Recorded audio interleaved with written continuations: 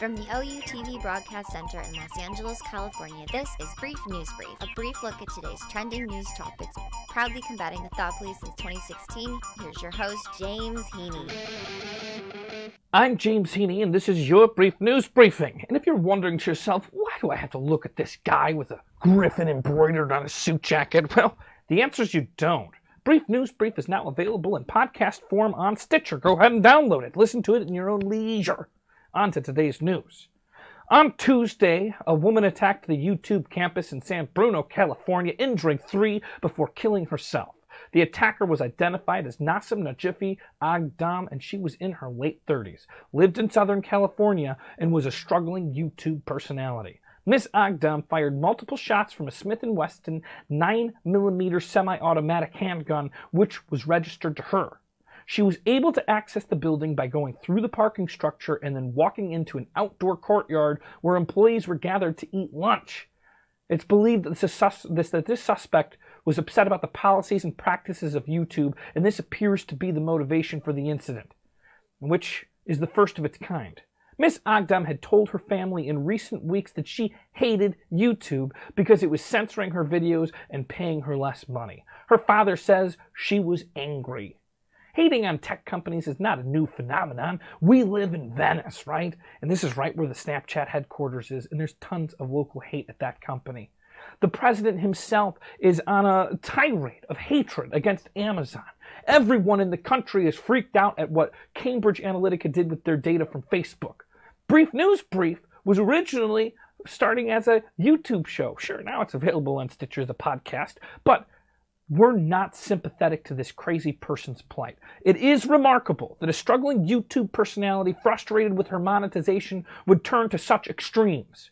By Tuesday night, YouTube, Instagram, and Facebook had taken down all of her pages and videos. Active shooting incidents in the United States are increasingly common, but shootings by women are quite rare. And I'm pretty sure I'm not alone when I say this is an area where we are not reaching for equality between men and women, right?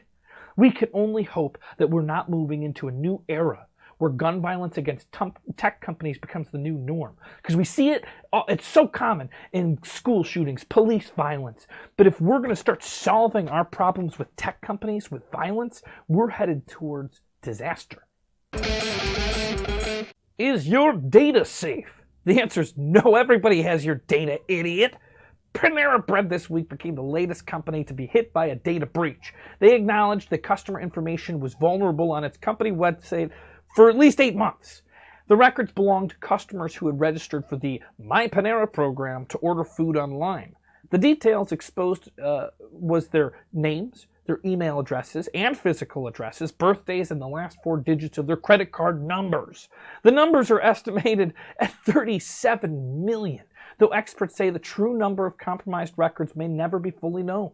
The athletic wear company Under Armour disclosed last week that data tied to its fitness app was breached this year, affecting 150 million user accounts. The stolen information included usernames, email addresses, and hashed passwords.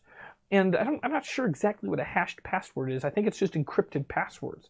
And Facebook said on Wednesday that most of its 2 billion users likely had their public profiles scraped by outsiders without the user's explicit permission. In some respects, it's grown ever more difficult to avoid putting your data online. Many people now manage their personal banking on mobile apps, and consumers appreciate the convenience of ordering goods online using fitness apps and social networking over the internet. Yet every relationship and transaction raises the possibility of your data being breached. It's near impossible to rein in personal data once it's already online.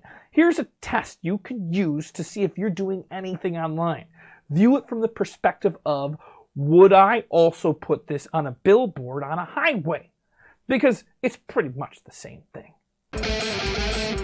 Zombie raccoons are on the rise. It's being reported that zombie raccoons are terrorizing an Ohio town.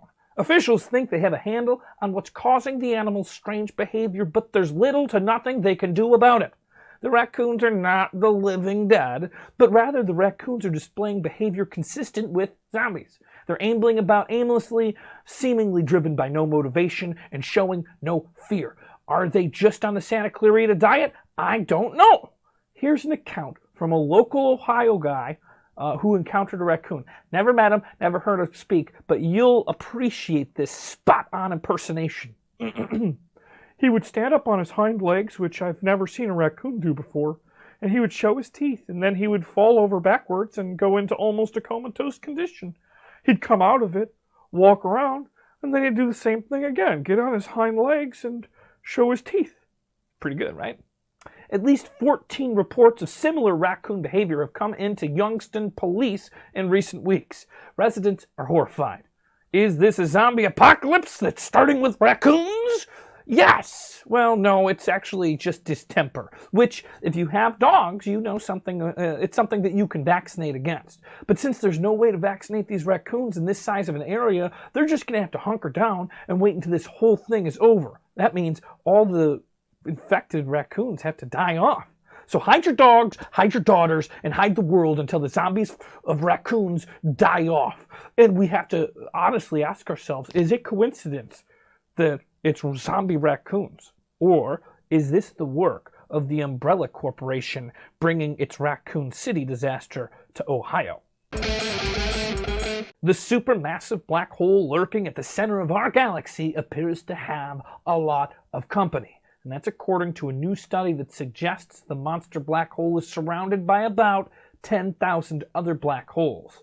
Now, isolated black holes are almost impossible to detect, but black holes that have a companion, such as like an orbiting star to interact with, well, that allows the pair to be spotted by the telltale X-rays emissions from that. Now, until now, scientists have found only evidence for about 6 black holes throughout the entire galaxy. For more than 2 decades, researchers have searched unsuccessfully for evidence to support a theory that thousands of black holes surround supermassive black holes at the center of large galaxies. While most of the trapped black holes remain isolated, some capture and bind to a passing star, forming a stellar binary. This finding confirms a major theory, and the implications are many. It's going to significantly advance the gravitational wave research. Gravitational waves are something that Albert Einstein predicted 100 years ago on the basis of his general theory of relativity. President Trump has instructed military leaders to prepare to withdraw U.S. troops from Syria, but it's not set a date for them to do so. U.S. troops can continue to be involved in already active training for local forces. Trump is basically saying that the Islamic State has been defeated, and it's time to take home our soldiers. War over. Mission accomplished. Hooray, Syria is a perfect place, right? This appears to be in conflict with what senior military officials have been repeatedly outlining. They say that we need an ongoing military presence in Syria, because otherwise we risk having a resurgence of the Islamic State, and we're going to be losing territory to Russia and Iran. Well, I don't know if it's necessarily that we'll be losing it so much as that they will be gaining it. Much of Trump's concern about an ongoing military presence appears to revolve around money. The United States, he said on Tuesday, had gotten nothing out of $7 trillion of money spent in the Middle East over the last 17 years. Should I stay or should I go? If I stay, there could be trouble, and if I go, it will be double. We can't seem to make up our minds as to how to handle this mess in the Middle East. I thought Jared Kushner was going to bring peace to the Middle East. I guess it's a different area or something. But anyways, the Middle East seems to be the albatross around the neck of American people for as long as I can remember. The president surprised even his own advisors last week when he said publicly that the United States would soon remove troops from Syria. This left Pentagon officials scrambling, arguing strenuously in recent days against the pullout of all United States troops from Syria.